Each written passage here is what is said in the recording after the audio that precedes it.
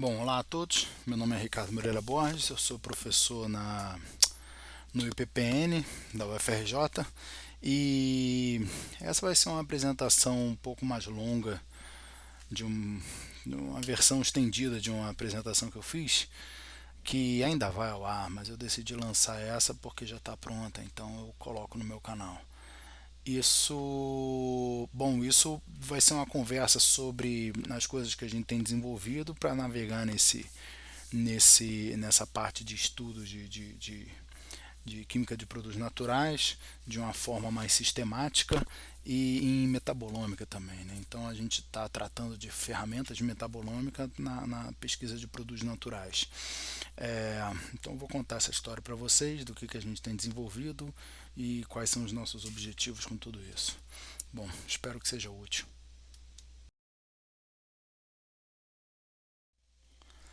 Bom, então vamos começar aí na historinha que eu quero contar para vocês. Bom,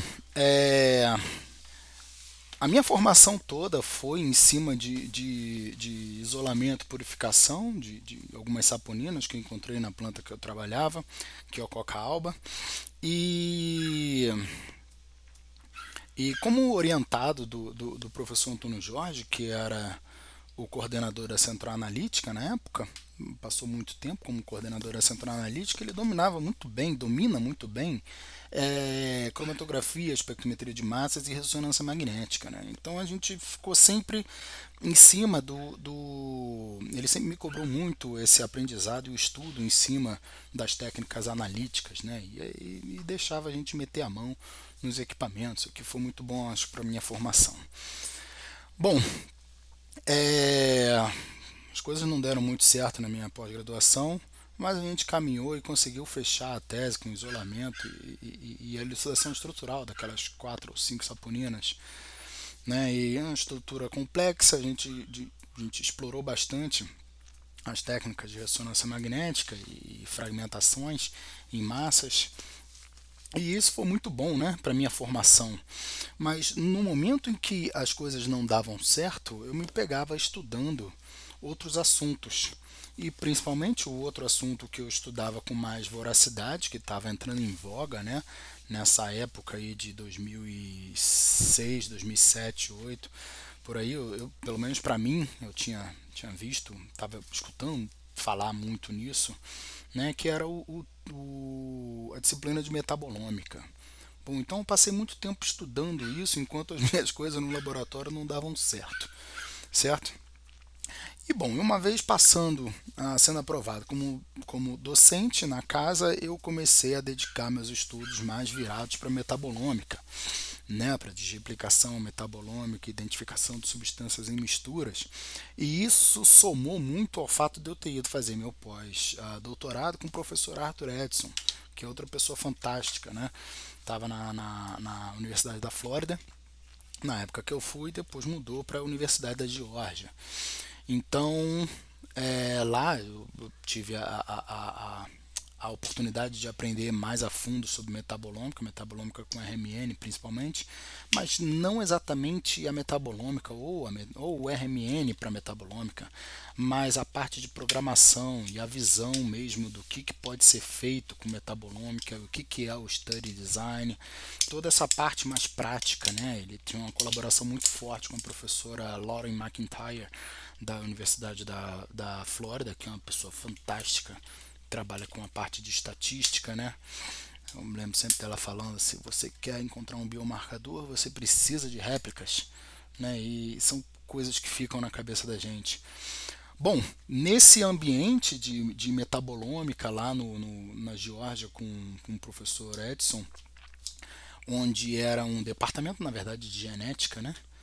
Engraçado que ele é físico, mas está no departamento de genética e trabalha com RMN, uma pessoa fantástica. Mas enfim, bom, eu encontrei o meu nicho que seria mais na parte de elucidação estrutural e identificação de substâncias em misturas, né? A gente, como formados em produtos naturais, a gente é treinado para fazer exatamente isso, né? Mesmo que a gente possa chamar, às vezes, querendo não dar o devido valor à parte de isolamento, purificação e elucidação estrutural, né, como chamando isso de tradicional ou clássico, isso tem um valor incrível, porque a maioria do pessoal de metabolômica, por exemplo, né, que não é um pessoal devidamente treinado nesse tipo de assunto, de identificação de substâncias e elucidação estrutural, isso fora de produtos naturais, é claro, fora do ambiente de química, isso é uma falha, isso é um bottleneck que o pessoal ainda está tentando e tem todo um esforço para conseguir resolver.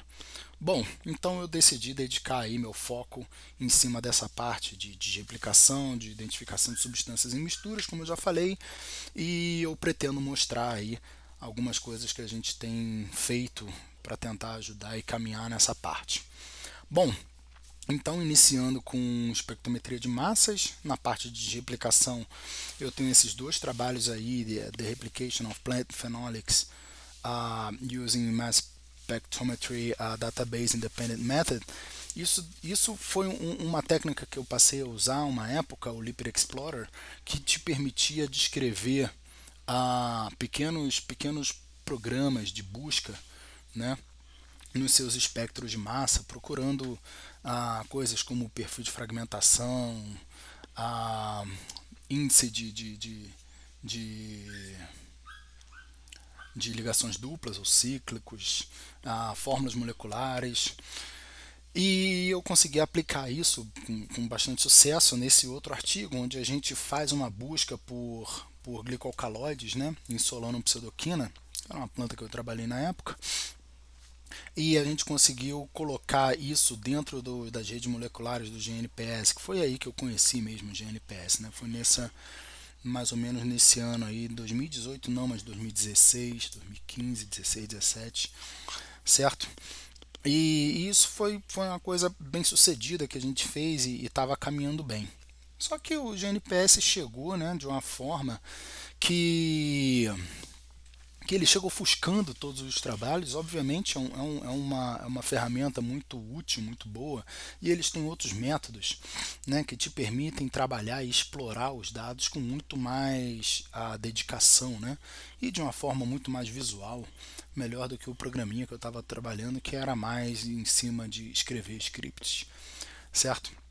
E aí, o que mais se refere a esse tipo de busca, né, usando uma linguagem que vai permitir fazer buscas no seu espectro de massa, está sendo desenvolvido agora nesses últimos 2 anos essa estrutura do MassQL, que, bom, na minha opinião, é um avanço bastante significativo que te permite procurar perfis de fragmentação, a mesma história, parâmetros que classificam mesmo um perfil, né, do espectro de massa. Então é como se você traduzisse o que você espera de fragmentação e de estrutura em um conjunto de texto, em uma linguagem, e essa linguagem vai ser usada para buscar entre os seus dados de massa, não só os seus, mas como os do repositório, que é uma coisa fantástica, né?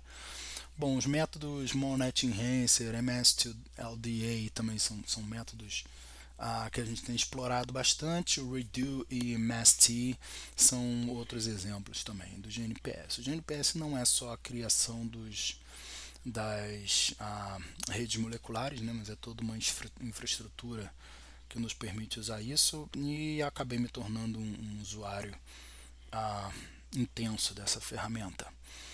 E também me fez abandonar um pouco essa parte de tentar desenvolver coisas para desreplicação e espectrometria de massas, porque esse pessoal, né, tem um pessoal no mundo mais dedicado a isso e que tem tido um sucesso estrondoso. Então, às vezes é melhor você se colocar como usuário, né, e discutir com ele, sempre participando, porque uma coisa fantástica que acontece é quando as pessoas se dedicam a fazer ferramentas abertas e querem que as pessoas usem, né, eles também são abertos a opiniões e colaborações e tirar dúvidas, né, e o pessoal do GNPS é particularmente assim, né. Bom, vamos dar sequência a isso, porque vocês não precisam mais escutar sobre redes moleculares dessa forma. Bom, partindo então para a desreplicação feita por ressonância magnética nuclear, a, Esse estudo tem uma história interessante. É um projeto que nunca foi financiado, mas eu faço ele em colaboração com o professor Stefan Kahn, da universidade. Ele agora está na Universidade de Turku, mas ele é um alemão. E na época que a gente fez isso, ele estava na Universidade de Montfort University, em Leicester, né, na Inglaterra. Bom, o que aconteceu? Bom, o Stefan era o responsável por um banco de dados chamado NMR Chief Database, né, onde os usuários eram convidados a submeter os dados de ressonância das suas estruturas no banco de dados. E lá na época, né, terminando meu doutorado, eu me dediquei a tentar colocar os dados de RMN das saponinas lá no banco de dados no NMR Chief Database.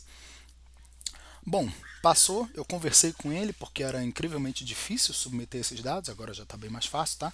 Mas era difícil porque você precisa numerar as estruturas, certo? E renumerar, porque linguagens diferentes vão numerar as estruturas de forma diferente, né? Isso é engraçado, não tem uma consistência across softwares.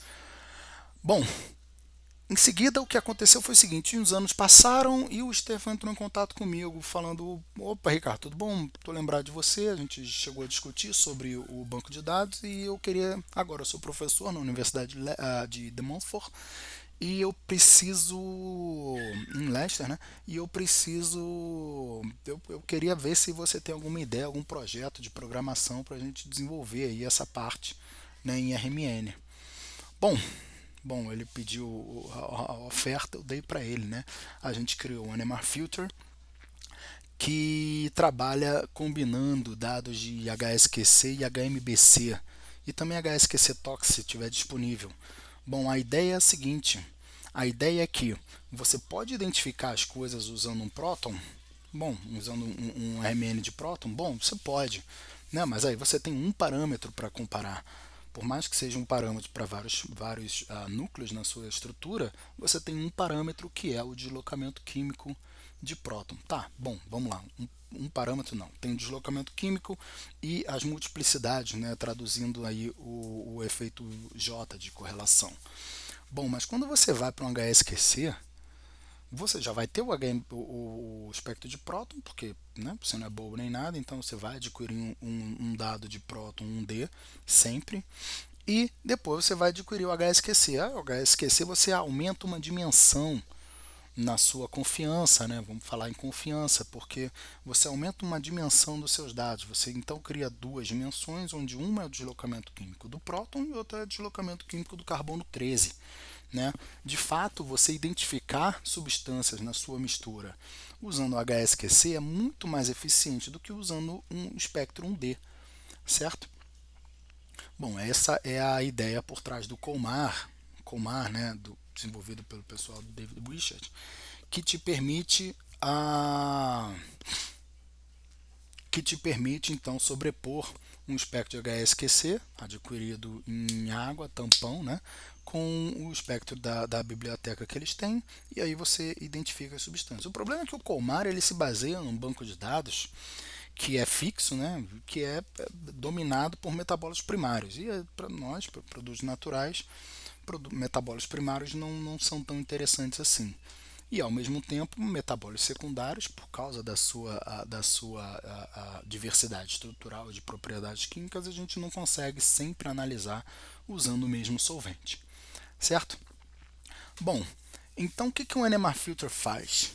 Ele não só sobrepõe os dados de HSQC, mas ele vai no HMBC e busca quais aqueles sinais no HSQC que estão correlacionados entre si via J3 ou J4 heteronuclear, certo? Lembrando que ainda o HSQC, o HMBC, ele te permite observar os sinais de carbonos quaternários.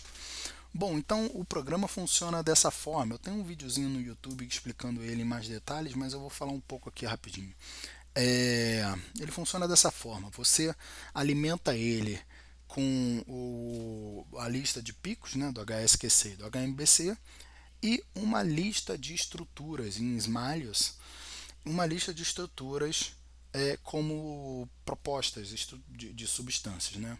Digamos que você tirou essa lista de estruturas de um banco de dados, né, de amostra de substâncias que ocorrem no seu organismo, que você está estudando, ou então de um estudo de replicação por massas. Isso também é possível. Lembrando que massas não te dá a fórmula estrutural inequívoca, né? Ela vai te dar a fórmula molecular.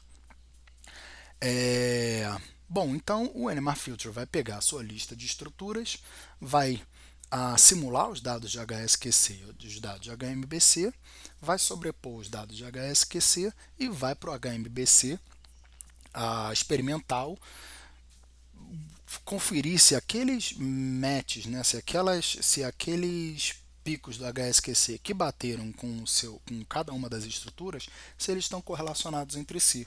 Bom, é mais provável que sinais correlacionados entre si no HMBC eles façam parte de uma estrutura química só, certo?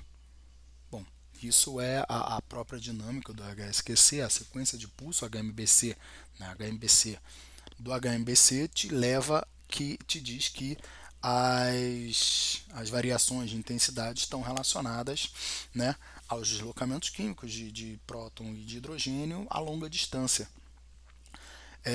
Não vou entrar aqui na explicação disso tudo, depois eu mostro alguma coisa sobre isso, mas a ideia é então caçar no HMBC os sinais que fazem parte da mesma estrutura no HSQC. Bom, eu convido vocês a entrar nesse canalzinho aqui no YouTube para assistir uma apresentação sobre o NMR Filter, né, de forma mais dedicada.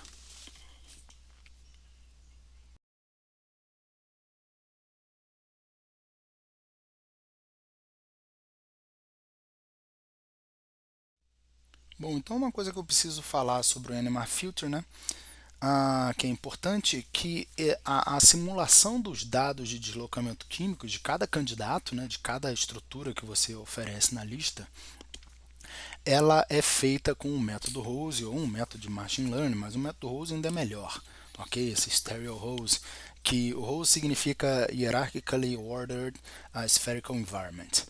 Bom, o que isso significa? Que ele pega cada carbono, cada posição na estrutura, cada próton ou cada carbono, né? Depende do que ele estiver simulando, e ele vai no banco de dados e filtra por estruturas que tenham aquele mesmo pedaço da estrutura buscada, certo? Então, se você tiver 6 esferas de similaridade, significa que você tem 6 substituintes iguais para aquele núcleo que você está analisando. Se você tem esses 6 esferas no banco de dados, é porque o seu nos indica que a sua simulação ela é bastante certeira, ok? Então, uma coisa importante é você pode simular dados de estruturas que não estão no banco de dados. Essa é uma diferença do Colmar também. Você não pode no Colmar identificar estruturas que não estão no banco de dados. No NMR Filter você pode, só que você depende do fato de você precisa ter substâncias parecidas no banco de dados. Então eu peço pessoalmente que cada um, sempre que possível, sempre que estiver usando o NMR Filter, ou sempre que possível, contribua ao banco de dados. E aí a gente está usando majoritariamente o NMR Shift Database, né, mas o NP R&D, que é um banco de dados novo de RMN para produtos naturais, né, a gente vai adaptar o NMR Filter para pegar dados deles também, mas está um probleminha no download, certo? Mas aí eu indico que vocês façam essa submissão de dados nos repositórios, nos bancos de dados de RMN também, não só do Massas, mas no RMN também, porque isso ajuda a tornar a nossa simulação muito mais acurada, mais exata, certo? E isso ajuda todo mundo, não só a gente, mas vai ajudar todo mundo, né? Por exemplo, se você tiver uma estrutura que você está buscando, né, no seu espectro, você pode muito bem, e essa estrutura desconhecida, você pode muito bem pegar estruturas parecidas com ela, submeter no banco de dados, refazer, rodar de novo o NMR Filter e assim ele vai te trazer dados com simulações mais acuradas. Tá? Só para falar uma atualizaçãozinha do NMR Filter, ele em breve vai estar como um site, tá? Para as pessoas poderem simplesmente submeter os dados no site e rodarem, como é o caso do GNPS.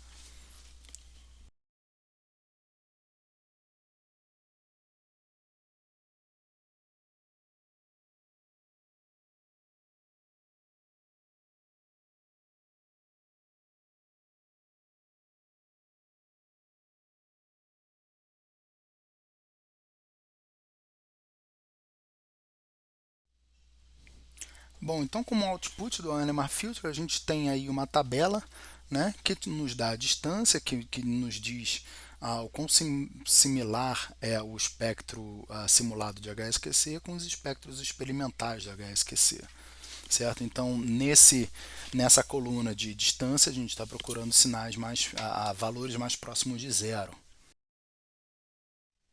E outra coluna com esse termo Standard Deviation, né, que nos diz aí o quão aqueles picos no HSQC estão conectados no espectro de HMBC. Então, nesse caso, a gente está procurando valores mais próximos de 1, certo? Que vai nos indicar que todos os sinais, né, o valor 1, ele nos indica que todos os sinais que deram match no HSQC estão correlacionados entre si e por isso eles devem participar, né, se não tiver sobreposição, mas eles devem participar de uma mesma rede de constante de acoplamento, né, de acoplamento escalar a longa distância.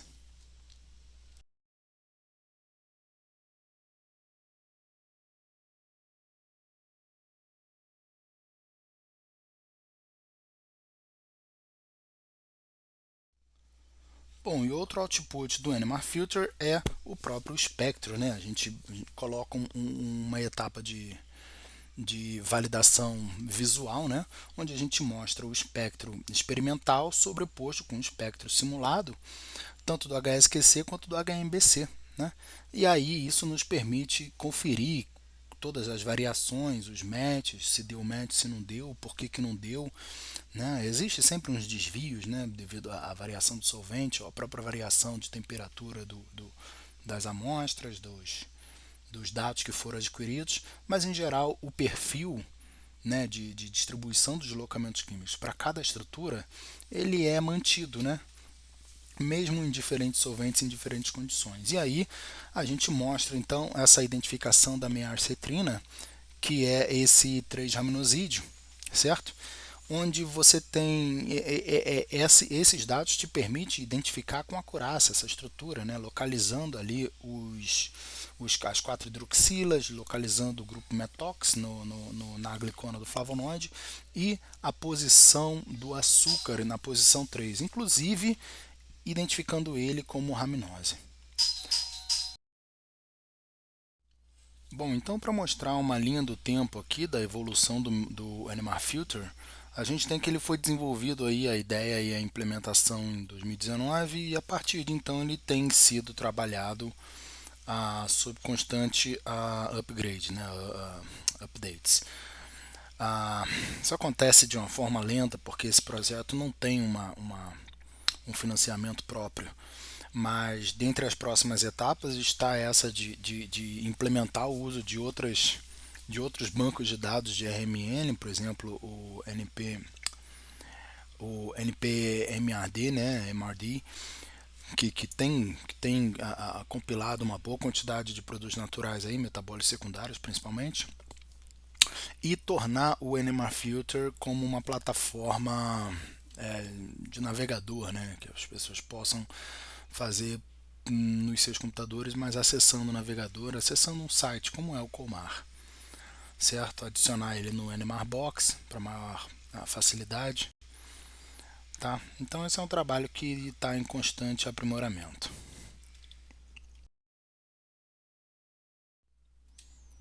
Bom, então a gente repara já que existem vantagens, né, de usar a espectrometria de massas, principalmente no quesito a sensibilidade e o fato mesmo dos dados serem mais objetivos, né, desde a capacidade de convolução dos dados, torna a coisa mais fácil de ser trabalhada, porque você acaba trabalhando com uma lista, né, de features e não com picos de um que são capazes de serem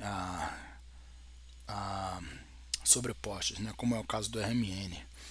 Bom, mas do lado do RMN a gente tem aí o poder de quantificação, né, que é quase que direta, e o nível de informação estrutural de cada substância, né, que é imbatível.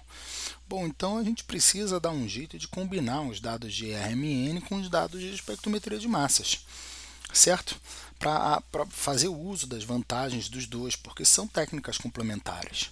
Ok? Essa foi a ideia quando a gente desenvolveu o NMR Filter, essa foi a ideia por trás da coisa, porque a gente desenvolveu o NMR Filter como sendo a fonte das estruturas candidatos, né, que a gente fornece ao NMR Filter para ele fazer a simulação, viria idealmente de um processo de replicação por espectrometria de massas. Bom, fazendo isso a gente consegue uma certa combinação, né? Porque você tem os resultados das estruturas propostas anotadas por massas e vai confirmar elas por RMN, certo? Mas essa ainda não é o jeito ideal de fazer isso. Né? Talvez a gente não chegue no jeito ideal de fazer isso. Mas uma etapa seguinte tem sido feita com o uso dessa técnica de Statistical Heterospectroscopy, que nada mais é do que uma evolução da função STOCSY, certo? Que é a Statistical Total Correlation, que é uma função que foi desenvolvida para a identificação de substâncias em espectro de RMN, onde você calcula a correlação, né, dirigida por um pico, você chama esse pico de driver, e calcula a correlação desse pico com todos os outros picos. Idealmente, os picos altamente correlacionados, eles devem participar da mesma estrutura e isso ajuda a parte de identificação, certo? Expandindo isso para adicionar picos, espectros de RMN do lado de features de massas, você tem então essa possibilidade de combinação dos dados de massa com os dados de RMN usando uma heterospectroscopia, né? Usando esse STOCSY através de diferentes dados. E foi aí que a gente criou o Depth Discovery, que seria uma ferramenta para fazer essa fusão de dados. Então vem de Data Fusion Discovery, certo?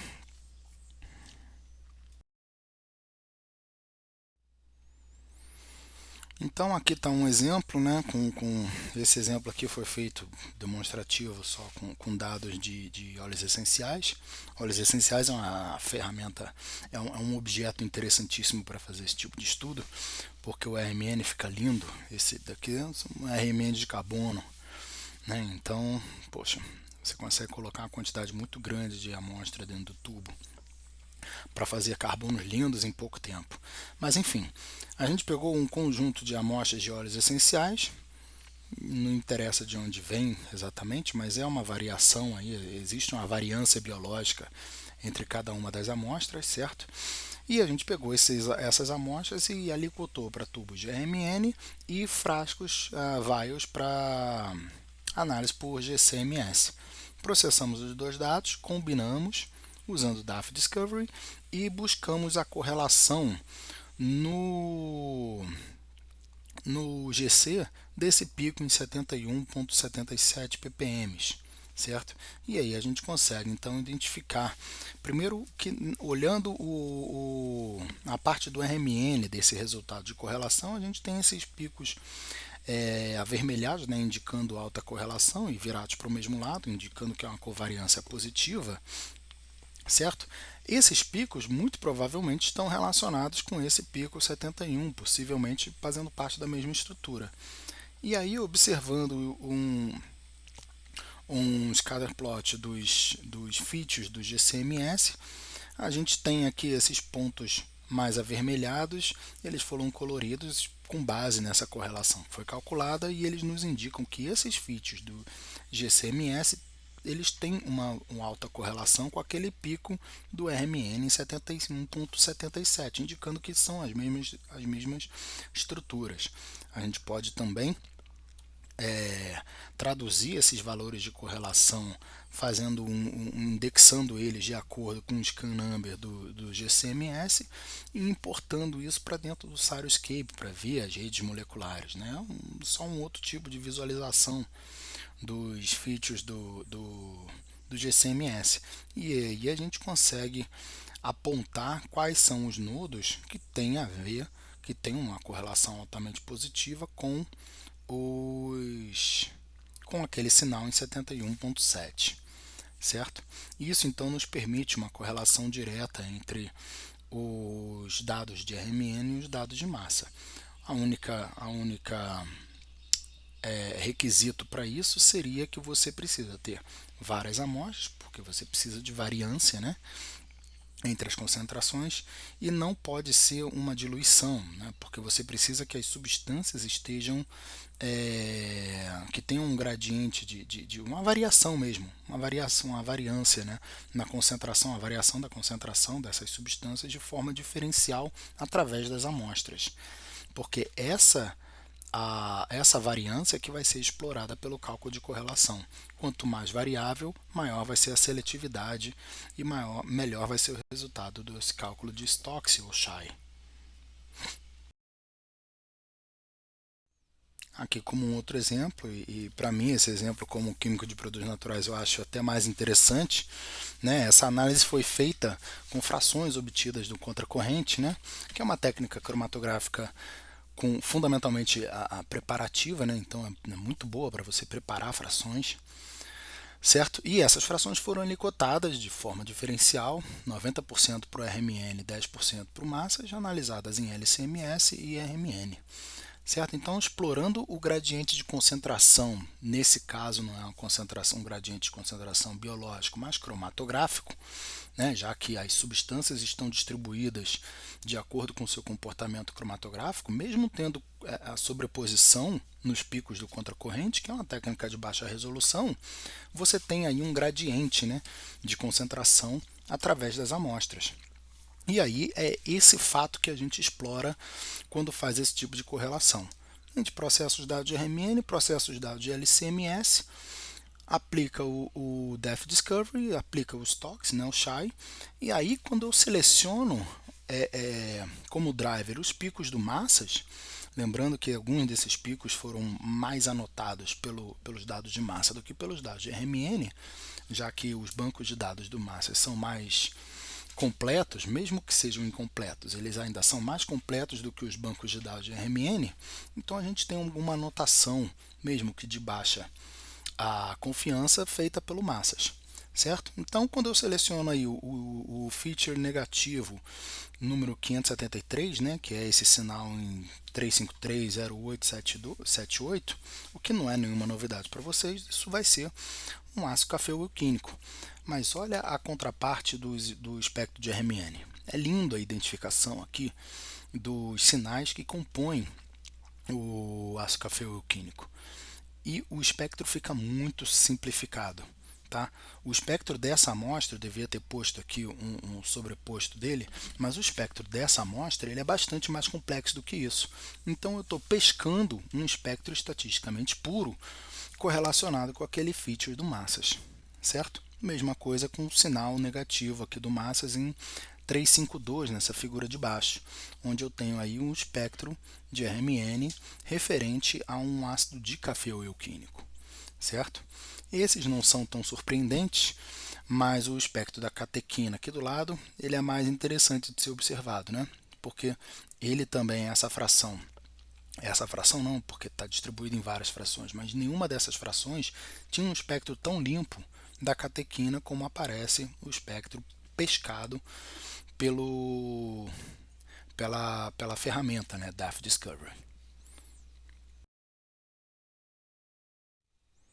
E uma outra aplicação, né, que eu acho que vai acabar sendo a mais comum para produtos naturais, para pesquisadores de produtos naturais, e a gente pode conversar mais sobre isso em outras ocasiões, em outras oportunidades, certo? Uma série de amostras, nesse caso foi uma amostra só, tá? Ela foi fracionada em 6 frações, usando um SPE, tá? Essa é um extrato de cianobactéria, isso foi produzido pelo grupo da professora Camila Krankovic, tá? E ela fez isso em duplicata para ter mais variação ainda, mais variância, né? Porque quanto mais variância, mais seletivo vai ser o resultado, melhor isso vai ser apresentado como ganho de resultado final. Bom, então ela tinha 12 frações que foram analisadas por LCMS e testada quanto ao seu potencial citotóxico usando o modelo de Artemisia salina, certo? Quando ela joga isso no programa e faz os cálculos, em vez de ela ter que analisar uma floresta de features, né, nas suas redes moleculares e usando todas as técnicas possíveis, ela não teria nenhuma ordem de prioridade para identificar as substâncias. Agora, puxando a correlação através do resultado da atividade biológica, você consegue pescar quais são os features que estão mais correlacionados com a atividade biológica diretamente. E aí o seu conjunto de dados que você precisa analisar se torna muito menor. Ou seja, você cria uma prioridade, certo? Você simplifica os seus dados e isso acelera o estudo. Então, o aluno dela passou a só se preocupar com esses sinais, esses features em vermelho, certo? Com essas bolas maiores em vermelho. Isso facilita muito o trabalho e aí eles têm usado bastante, a gente tem usado no laboratório também, mas eles são, na verdade, o primeiro grupo que tem usado o DAF Discovery com mais vigor, né?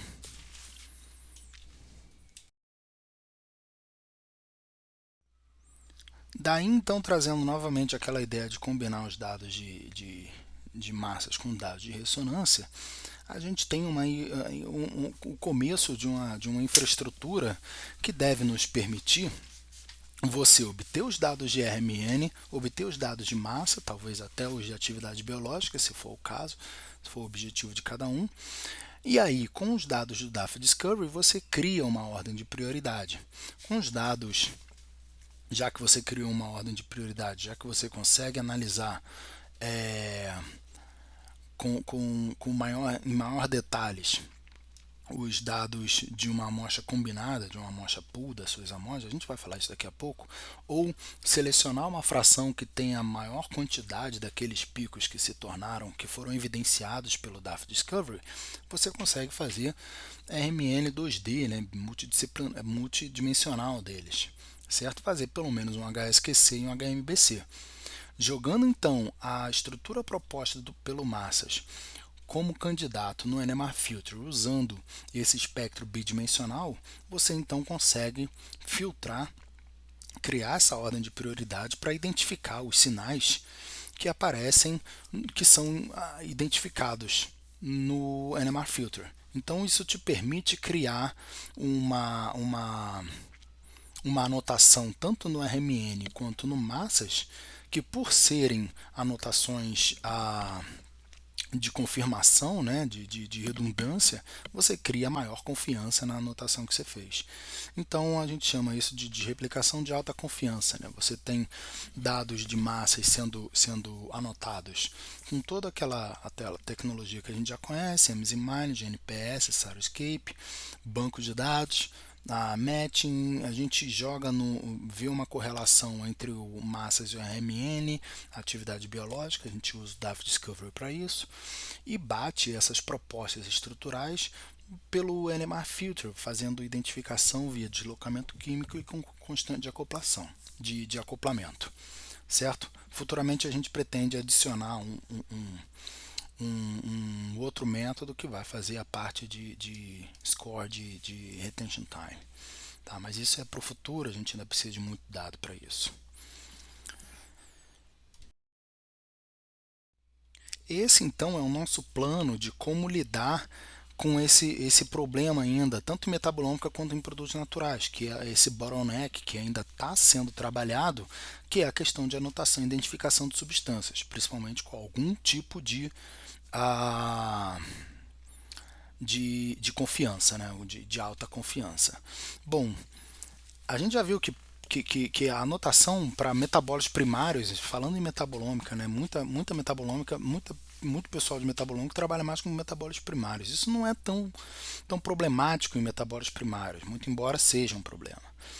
Mas quando a gente está falando em produtos naturais e metabólitos secundários, o buraco é muito mais embaixo, certo? Por causa da variância, da variabilidade estrutural. A gente está falando de moléculas pequenas, a maioria desconhecida, muitas das conhecidas ainda não são catalogadas em banco de dados nenhum, porque a gente não faz um bom trabalho nisso.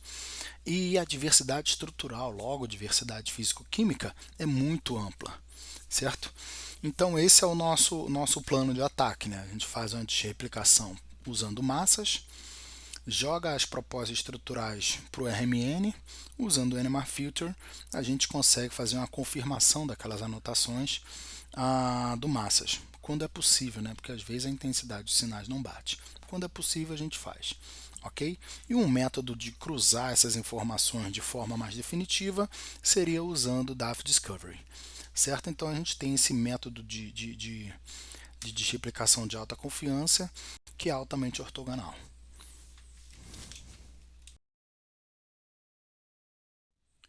Daí a gente entra mais no tópico metabolômica. Né? Todos vocês já devem estar cansados de escutar sobre metabolômica, né? Mas vamos falar um pouco disso também, porque é uma parte de discussão muito pesada lá no laboratório. Né? Eu estou sempre quebrando cabeça com os alunos em cima disso.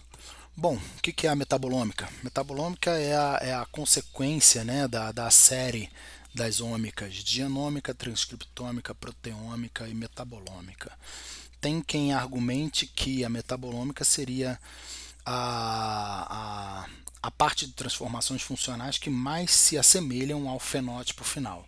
E é o fenótipo final que a gente está interessado de fato, né, que são o estado de saúde do paciente, não é? A modificação mesmo funcional no organismo quando é feito algum cancelamento de algum gene, alguma knockout, alguma coisa do tipo. Qualquer estudo que se faça em metabolômica, a gente está falando de comparação, né, entre um controle e um tratamento.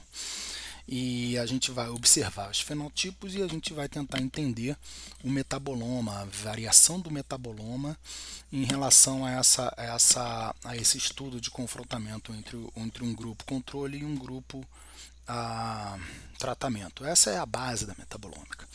Certo? Então vamos dizer que o metaboloma representa o nível final ômico, né, de um sistema biológico, né? E esses metabólitos então respondem muito rápido às diferentes às condições que aquele organismo sob estudo está sendo Bom, então os pontos que a gente precisa discutir são exatamente esses em metabolômica. Metabolômica é feita basicamente como uma comparação entre um grupo controle e um grupo tratamento, ou algumas variações disso, certo? Fazer comparações só fazem sentido se essas comparações tiverem validade estatística. Concordam? Validade estatística só se obtém se a gente tiver réplicas, né? Porque a gente precisa de um determinado número de indivíduos para cada grupo, para que a gente tenha aí uma validade estatística naquela separação entre os grupos. Ok? O número de réplicas vai depender de cada estudo.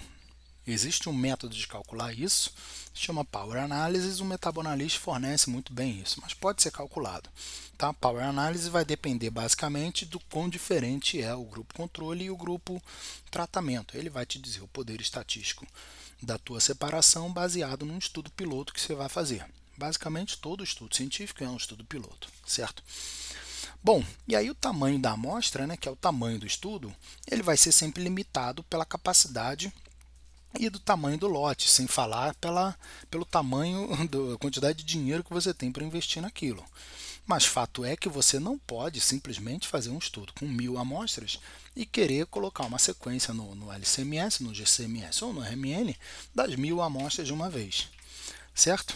O que eu preciso que fique claro na cabeça dos estudantes é que o design do estudo é e precisa ser a maior parte do estudo. Né? Uma vez que você tem o planejamento do estudo, você pode dar sequência ao resto. Não adianta querer fazer um estudo de comparação bem feito, que vai ser refletido num estudo de alto impacto, que não tenha sido planejado de forma adequada, certo? Como se na metade do caminho você fala, opa, vou fazer metabolômica das minhas amostras. Não, isso não existe, ok? Você ou planeja fazer desde o começo, e aí você faz um estudo pensado na questão biológica que você está levantando, né?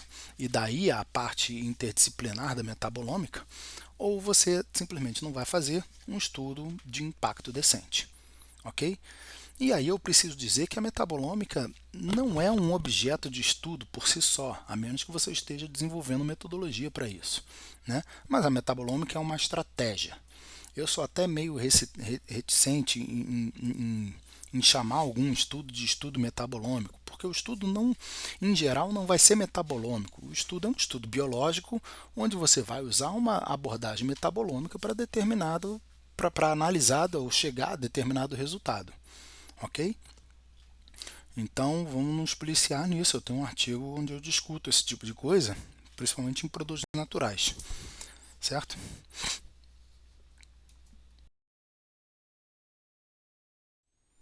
Daí, já que a gente está falando nesse tipo de definição em metabolômica, a gente precisa trazer à baila, né, a questão de controle de qualidade. Bom, o que é controle de qualidade? Controle de qualidade é ou garantia de qualidade, né? Existe uma definição específica para cada coisa, não vamos entrar nesse detalhe, mas o que você precisa fazer para garantir que o seu resultado tem a validade estatística adequada, ok? Então, o que você precisa fazer? Você precisa ter pelo menos amostras de branco, e aí vamos falar de branco de extrato, branco de cultivo e branco de análise, que seria o branco instrumental, certo? Não adianta você fazer um branco depois de já ter preparado as amostras. Quando você for preparar as amostras, você precisa organizar o seu lote de amostras e colocar os frascos que serão os brancos, né? Ou quando você for organizar os teus cultivos, o teu lote de cultivo, você coloca lá um cultivo em branco, ou seja, um cultivo que seja só o meio e trata ele como uma amostra, mas sem o organismo sob estudo, certo? Sem apenas o organismo sob estudo, mas tratando ele de todas as formas iguais, ok? Para que isso vai, no que isso vai nos ajudar? Nos permite identificar contaminação, tanto do solvente de extração quanto do procedimento de cultivo, por exemplo, meios ou com alguma contaminação por fungo no meio de bactéria, por exemplo, ou de bactéria no meio de fungo, ou de bactéria no meio de cianobactéria, de fungo, tanto faz, né? Qualquer tipo de contaminação no cultivo. E também o branco analítico, né, que é aquele branco instrumental, que vai nos permitir então observar as contaminantes do instrumento, da instrumentação analítica, que pode acontecer também, certo? E ter amostras brancas é o melhor jeito de fazer isso. Ah, isso vai nos garantir que no nosso estudo, no nosso processamento dos dados, interpretação dos dados, a gente só vai apontar como substâncias de interesse substâncias que são realmente substâncias reais do estudo e não via de contaminação. Ok? E ainda confere se existe algum desvio instrumental, porque um branco instrumental acaba podendo ser usado como uma amostra de controle de qualidade instrumental. Certo? A gente discute bastante isso nesse artigo publicado na Química Nova, em português, sobre garantia de qualidade em metabolômica não alvo, tá? Que está publicado agora.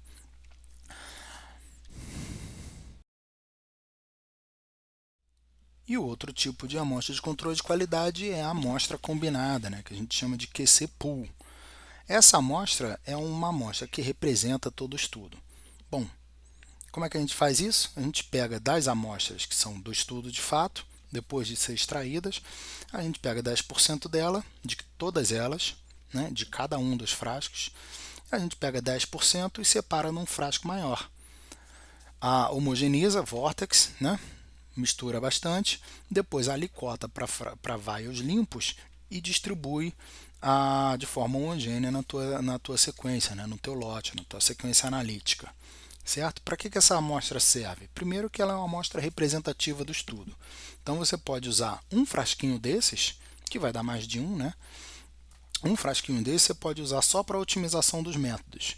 Né? Então, em vez de você chegar lá para o laboratório analítico e falar, toma o meu lote e analisa tudo, não, você vai dar para o laboratório analítico, né, para o serviço ou o que seja, você vai usar um frasco que representa uma amostra que representa todo o seu estudo, vai otimizar o seu método de aquisição de dados, né, tanto cromatográfico quanto massas quanto RMN, e vai utilizar essa amostra para otimizar o método.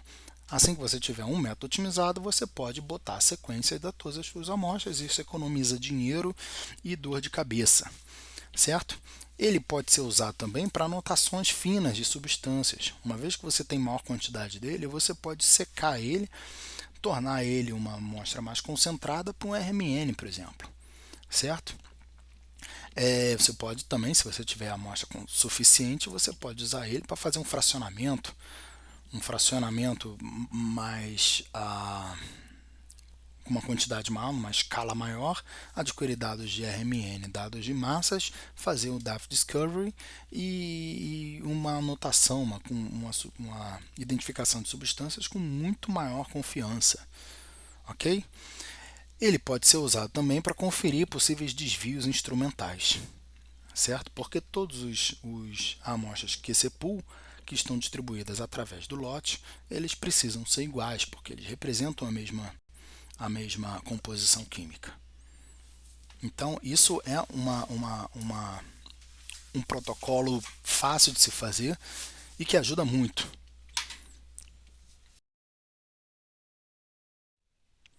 Daí toda essa questão de controle de qualidade, garantia de qualidade em estudos com muitas amostras, nos levou ao desenvolvimento dessa ferramenta que eu estou chamando de Batch Analyzer, Organizer, certo? Bom, nada mais é do que um método escrito no Python que vai pegar uma lista de amostras, por exemplo, uma coleção de extrato de uma coleção biológica, e aí o algoritmo vai produzir uma série de lotes de quantidade de amostras distribuídas de um modo uniforme, certo? Dando preferência para um agrupamento de amostras da mesma família. Esse parâmetro de ser da mesma família, ou ser do mesmo local, ou ser do mesmo gênero, isso pode ser escolhido no programa. Mas a ideia é que ele pega as amostras, coloca em ordem aleatória e distribui as amostras de controle de qualidade pelo lote. Então você acaba tendo a partir de uma tabela, de uma lista grande com, sei lá, centenas de amostras, dezenas de amostras, você divide isso e já organiza com lote, com as amostras de controle de qualidade, em lotes de forma aleatória, né, como deve ser. Por que de forma aleatória? Porque você precisa dar a mesma probabilidade de algum erro analítico acontecer para todas as amostras, né? Isso para garantir que você não tem efeito de lote, certo? Quando você tem várias amostras analisadas em uma etapa, do mesmo grupo em uma etapa e várias amostras do outro grupo em outra etapa, você não sabe se a variação que você está vendo é biológica ou analítica, né? Então, por isso que você organiza as suas amostras em modo aleatório. Pode ser chato de fazer, mas é necessário. Tá? Isso para garantir a validade do seu estudo. Isso faz parte das boas práticas, principalmente para atingir resultados estatisticamente relevantes. Tá? O programa também permite você estratificar lote para garantir que cada grupo do parâmetro escolhido para ser estratificado seja uniformemente distribuído através dos lotes. Tipo, sexo dos indivíduos de cada grupo ou mesmo gêneros, né, de uma coleção biológica. Bom, o modo de utilização dessa ferramenta vai variar com o estudo. Essa ferramenta ainda não está publicada, não sei se vai valer a pena publicar ela, mas ela está disponível no GitHub de alguma forma. Eu só preciso dar uma organizada melhor.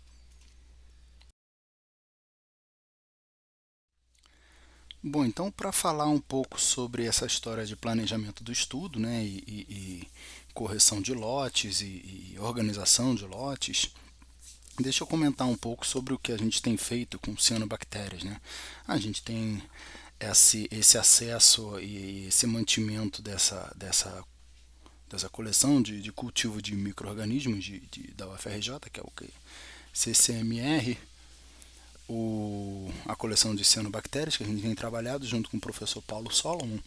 E o nosso plano tem sido o seguinte: a gente vai fazer um cultivo em uma escala laboratorial maior, de 5 réplicas por cepa, e aí a gente não consegue cultivar tudo ao mesmo tempo, né? Já que são perto de 100 cepas ao total. Mas a gente elencou então uma amostra sendo o controle de qualidade externo, que será uma dessas cepas, né? Para ser mais claro, a 280.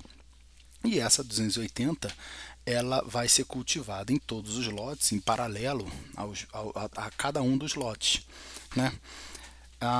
Uma vez com a biomassa seca, essa biomassa vai ser combinada em um sistema de, de estratégia de controle de qualidade que está sendo adaptada desse artigo aqui, Long Term Metabolic Reference Material, que é um método IBAT que foi publicado pelo grupo do professor Arthur Edson, liderado por Gonçalo, né, e seus colegas, que é o grupo lá da Geórgia, né, que a gente fez parte desse trabalho, mas de alguma forma, né. Mas a ideia é manter uma amostra de controle de qualidade externo que está sempre sendo produzida junto com cada um dos lotes, de forma que a gente sempre vai alimentar uma quantidade dessa dessa amostra de controle de qualidade externo, que vai ser combinada e alicotada, e a cada lote analítico ela vai ser adicionada. Bom, a ideia é que a variância desse controle de qualidade, dessa amostra de controle de qualidade externo, seja diluída em 8 amostras, no caso, né? Eu vou falar um pouco mais na próxima figura.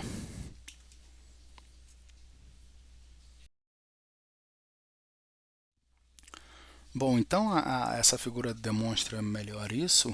Eu estou combinando 10 amostras, 8 amostras dessas alíquotas dessa biomassa do lote de controle de qualidade, e a cada lote que vai sendo produzido, mais alíquotas vão sendo adicionadas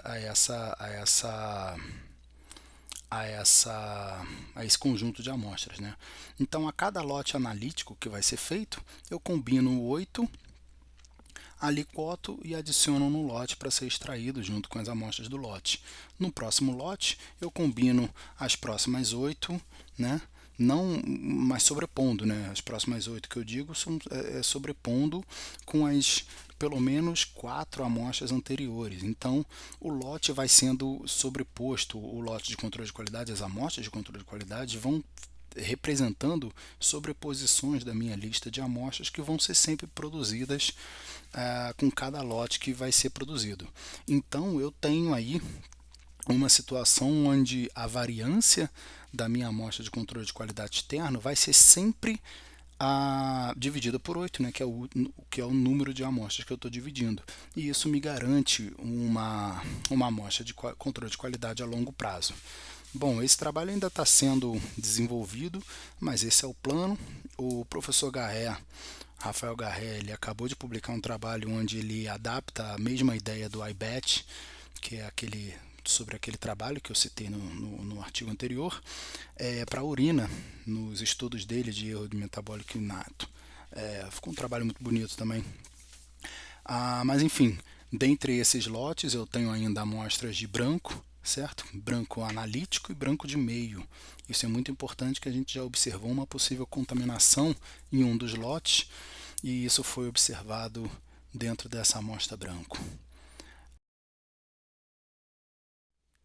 Bom, então para esse e para outros estudos, a gente tem essa necessidade de trabalhar com muitas amostras, e muitas amostras tornam impossível analisar tudo em uma sequência analítica só. Então a gente tem essa situação onde a gente precisa organizar as amostras em lotes, né? Isso é mais comum do que parece ser. Ok? Muitas vezes a gente vê uns trabalhos que analisam 200 amostras, né, em um lote só, e isso é analiticamente errado, ok? Então é muito mais eficiente a gente dividir em lotes. Tá, e uma vez que você divide em lotes, você precisa ter a capacidade de fazer uma correção dos erros interlotes, porque isso é uma coisa que vai acontecer, não adianta você rezar para não acontecer, porque vai acontecer, ok?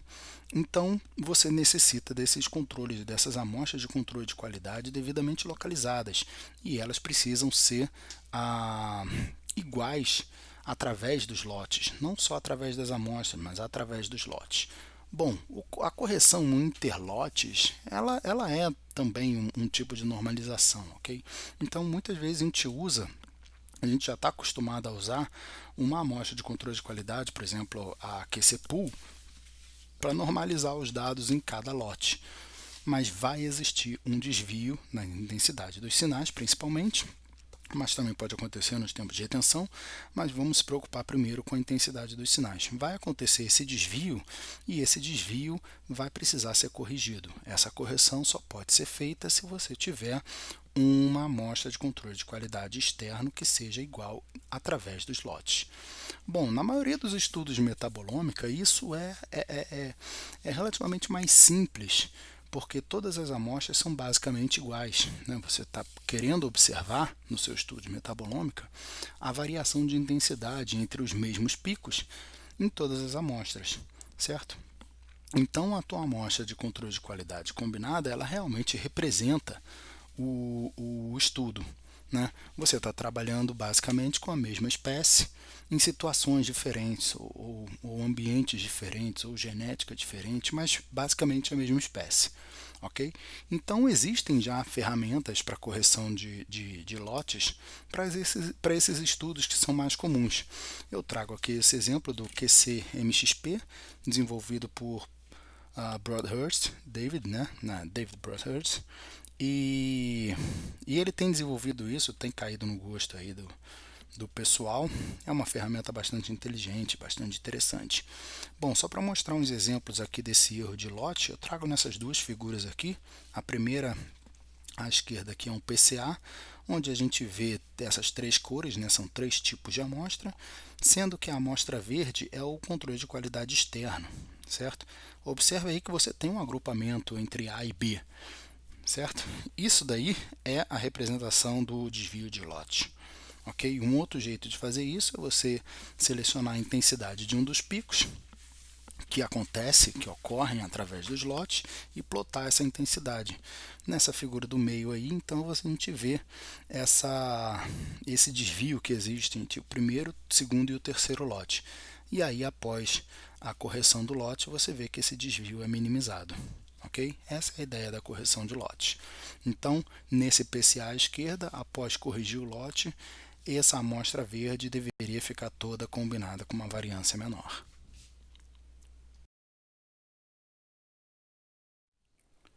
Bom, e aí quando as amostras são muito diferentes? Em produtos naturais, a gente está acostumado a fazer uns estudos que a gente está analisando espécies diferentes, não é mesmo? Não é exatamente metabolômica, mas é um estudo que é válido de ser feito, né? E requer uma validade estatística das separações.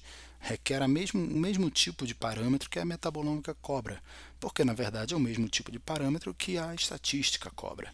Né? Você quer separar grupos, então você precisa de réplicas, você precisa de significância estatística, certo? Você tem muitas amostras, você precisa separar em lotes, então você precisa corrigir os lotes.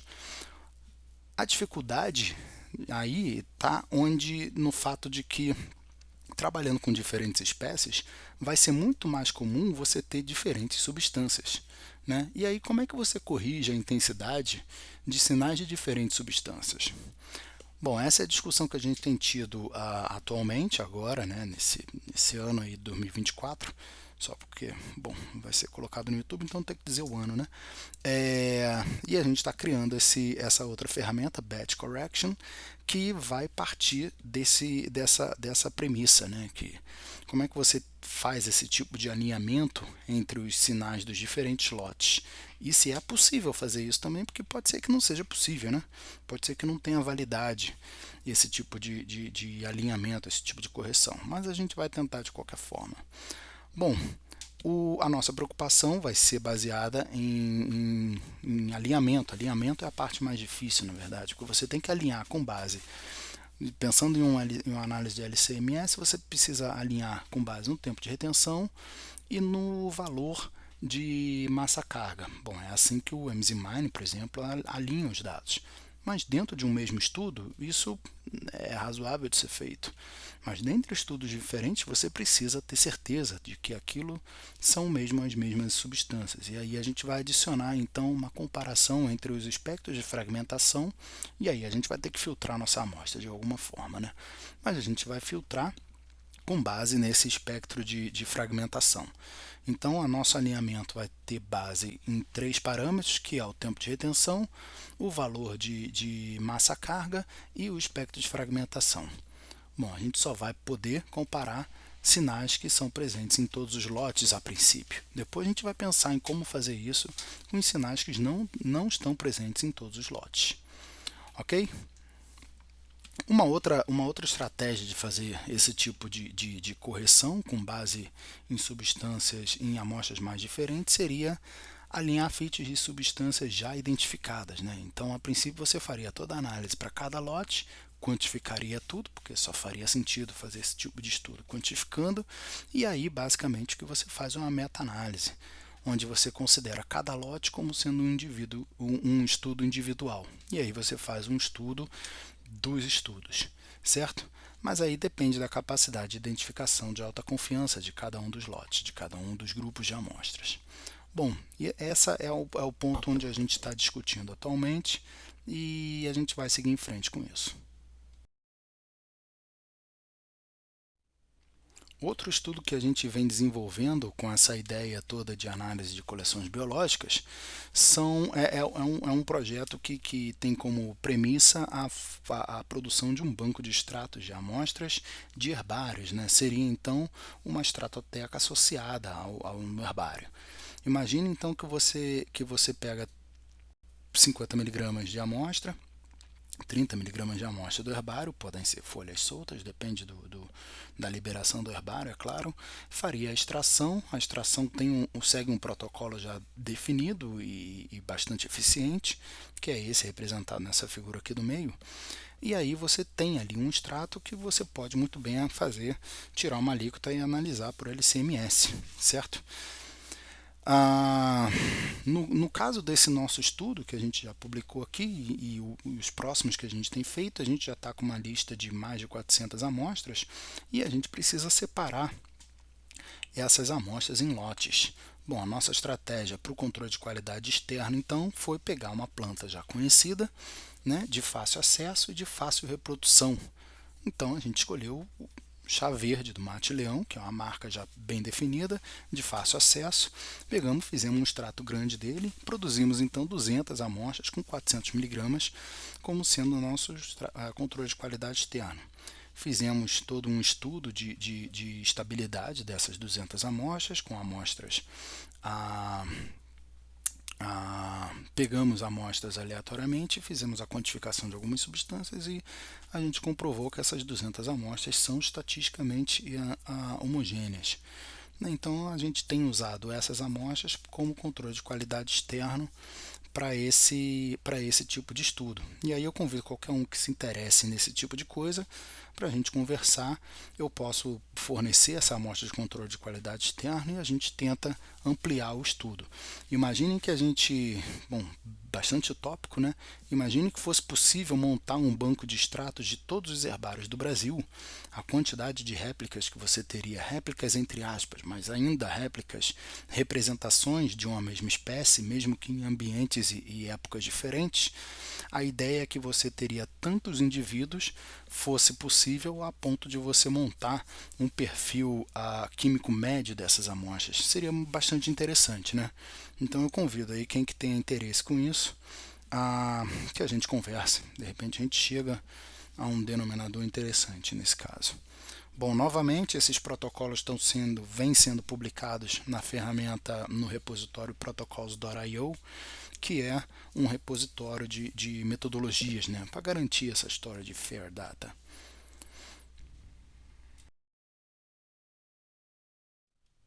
E aqui só trazendo um exemplo, então, desse estudo que foi feito com solanos, com espécies de solanos, a gente consegue separar muito bem duas espécies, Solano argenteum e Solano pseudoquina, com base nos seus perfis químicos do LCMS.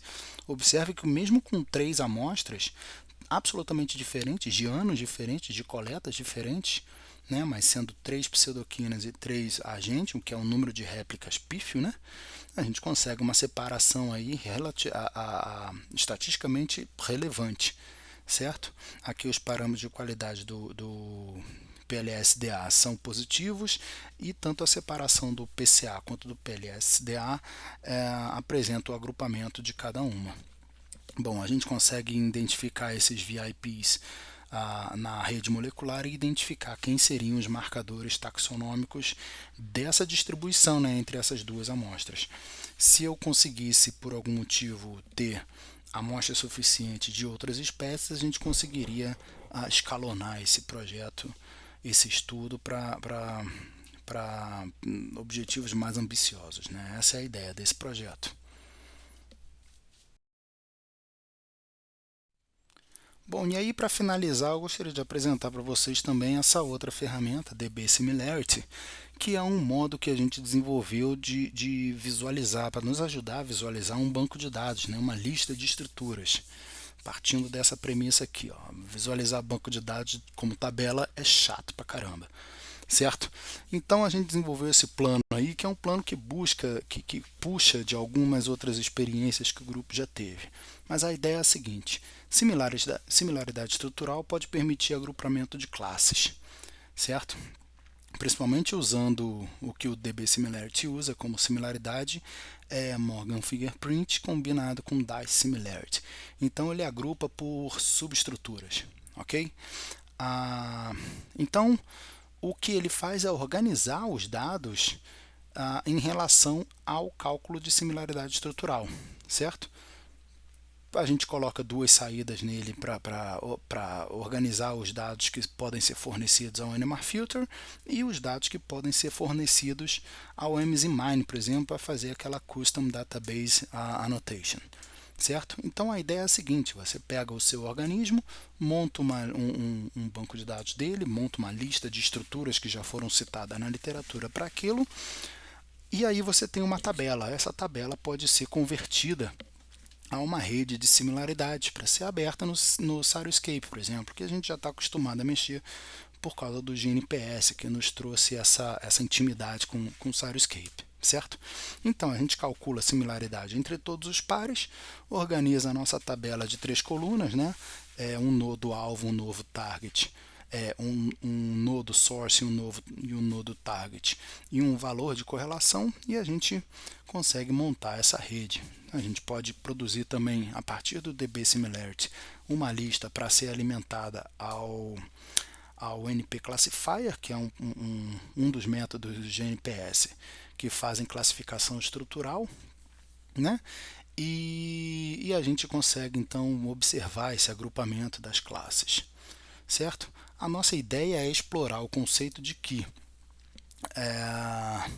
substâncias similares podem apresentar propriedades biológicas similares, certo?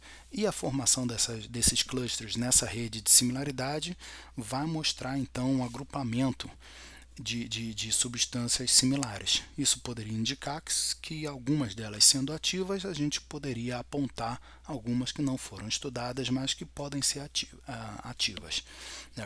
Contra qualquer que seja a propriedade biológica que a gente está observando. Certo? Essa rede aqui desenhada foi baseada na lista de substâncias encontrada no Lotus para ginkgo biloba.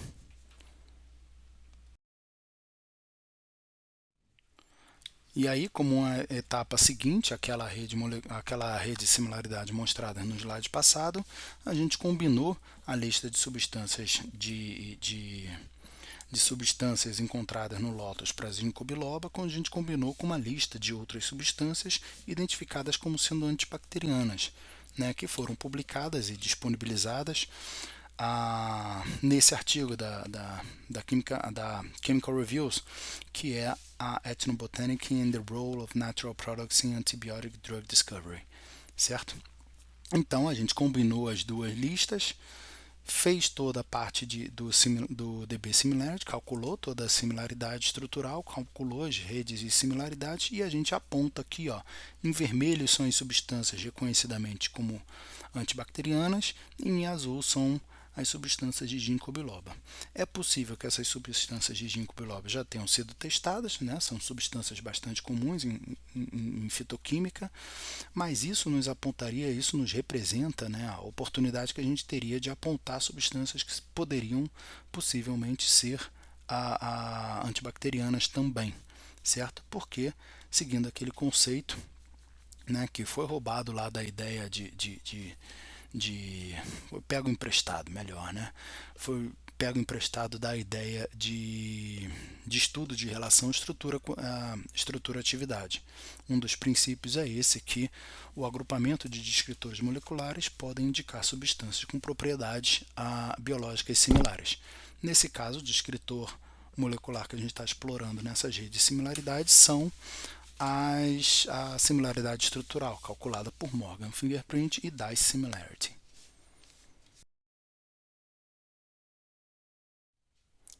Um outro exemplo desse tipo de aplicação, a gente pegou uma lista de estruturas de cianobactérias, né, para complementar aquele estudo que a gente está começando a desenvolver, e combinou com uma lista de estruturas já reconhecidamente antimicrobianas, né, que estão marcadas aqui em vermelho. Então a gente tem aí as setinhas puxando a nossa rede de similaridade, marcando todas as substâncias em vermelho, que são as reconhecidamente ativas, como cianobactérias, e os vizinhos mais próximos vão ser selecionados para um estudo mais alvo no na nossa análise da nossa coleção de cianobactérias. A essas substâncias vão ser dada um pouco mais de atenção, né, na parte analítica, né, para a gente tentar identificá-las.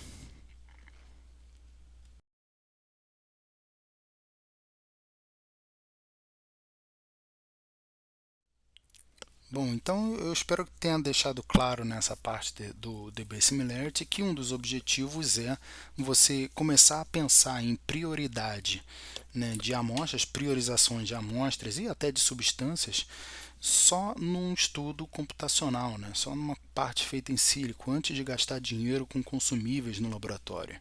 Né, a nossa situação não tá muito fácil. Bom, então continuando e aí finalizando essa apresentação e a parte do DB Similarity, a gente tem essa possibilidade também de desenhar esse tipo de gráfico, né, Word Cloud, que eu achei isso interessante, né, quando a gente desenvolveu essa parte. A gente não aplicou isso, nem está publicado exatamente dessa forma, mas está interessante. Isso daqui foi uma lista de substâncias que a gente tirou de uma planta que a gente está fazendo um outro estudo e aí combinou com substâncias já conhecidas do banco de dados Campbell, né, que é um banco de dados de atividade biológica para substâncias. A grande maioria das substâncias é sintética, mas tem algumas naturais ali. Bom, só com as substâncias que acontecem na planta que a gente tem estudado, que ocorrem também no Campbell, a gente consegue listar as substâncias, as atividades biológicas, né, por esse termo F-term, que seriam os efeitos biológicos, né, mais testados e mais citados, e a gente consegue plotar então aí um gráfico que nos indica quais são as possíveis atividades daquela planta baseado no perfil químico que ela possa vir a ter. Né? Porque, de novo, isso tudo é uma coisa só feita no computador, né? Mas a gente vê aí coisas interessantes como efeito para doenças artério, né, doenças venosas, a obesidade, cardiovasculares, diabetes tipo 2, né, chronic kidney disease, ok? Isso tudo se baseia na ocorrência de bancos de dados, na existência de bancos de dados. Por isso que é muito importante que os pesquisadores, e nós podemos fazer isso sempre, ah, contribuam com os repositórios, certo? Vocês têm os seus resultados, publiquem, e não só publiquem um artigo de fato, mas publiquem um artigo e tentem entrar em contato com algum banco de dados, com algum repositório, para tentar enviar o seu artigo ou sua estrutura. Ok? O formato da estrutura é muito importante. Você forneceu o formato da estrutura em modo Smiles, Inch e Inchkey, certo? Não só o desenho, porque pegar o desenho da estrutura de um PDF é complicado. Pegar os resultados, o resultado do RMN, você pode disponibilizar ele em bancos de dados de RMN, como o NMR Filter, o NMR Shift Database, e aí você coloca o seu espectro lá num formato aberto, certo? Para não ser o formato da Bruker ou da Agilent. O espectro de massas, o GNPS, já facilita muito você depositar o seu espectro de massas da substância anotada lá, mesmo que seja com nível bronze, né, que eles permitem, mas é importante que todos contribuam, ok? Bom, então aqui eu finalizo essa apresentação. Bom, desculpa pelo tempo. Ah, Agradeço aí a paciência de todos, aos meus alunos, aos colegas que me permitem fazer esse tipo de coisa e me instigam para fazer esse tipo de trabalho, né? Bom, eu deixo aqui também os links para algumas apresentações que eu tenho montado, uma linha mais educacional para os alunos, para servir como um nivelamento né, que eu preciso que os alunos, principalmente os nossos alunos nos nossos projetos, eu preciso que eles tenham um nível básico, nivelado, de alguns tópicos como cromatografia, espectrometria de massas e ressonância magnética. Bom, isso é um bom caminho para esse nivelamento. Bom, agradeço a todos, meu contato está aqui. Gosto de fazer colaborações, gosto de ajudar o povo que precisa e da mesma forma gosto de ser ajudado quando necessário, né? Então, se alguém precisar ou quiser alguma colaboração, vamos conversar. Obrigado.